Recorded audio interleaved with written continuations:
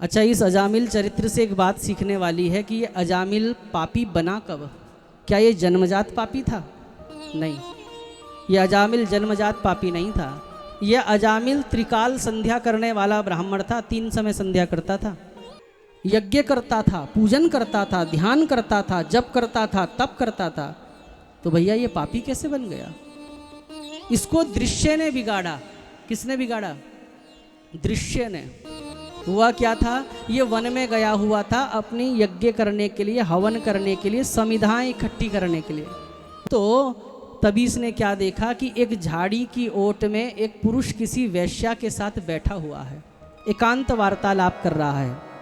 और तभी हवा का झोंका आने से उस वेश्या के वस्त्र उड़ गए और उस वेश्या के कुछ अंग प्रत्यंग पर इसकी दृष्टि पड़ गई।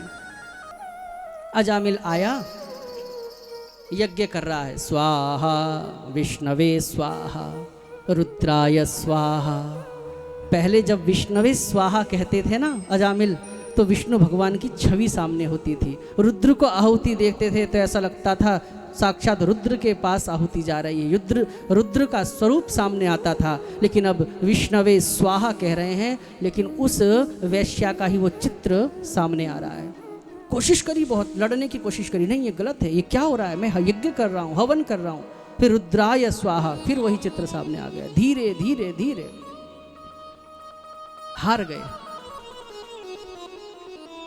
हार गए। अंत में क्या हो गए? अजामिल हार गया। और एक बात और है, जब हम हारते हैं ना अपने मन से, तो अपनी गलत बात को स्वीकार करने के लिए हम क्या करते हैं, नए सूत्र का निर्माण करते हैं। फिर अजामिल कहने लगा, अरे ये जीवन मिला है, 4 दिन की चांदनी फिर अंधेरी रात, पुनर्जन्म किसने देखा? इसलिए छोड़ दिया हवन, जब तक जियो ऐश से जियो। इसने माला छोड़ दी, इसने पंचपात्र छोड़ दिया और सीधा दौड़ता हुआ गया उस वैश्या के पास, और उस वैश्या को बहुत सारा धन देकर अपने घर ले आया और अपनी पतिव्रता स्त्री को निकाला और फिर उससे 10 पुत्र उत्पन्न किए। तो एक दृश्य ने सारा चित्रण बिगाड़ दिया। बोलो राधे राधे।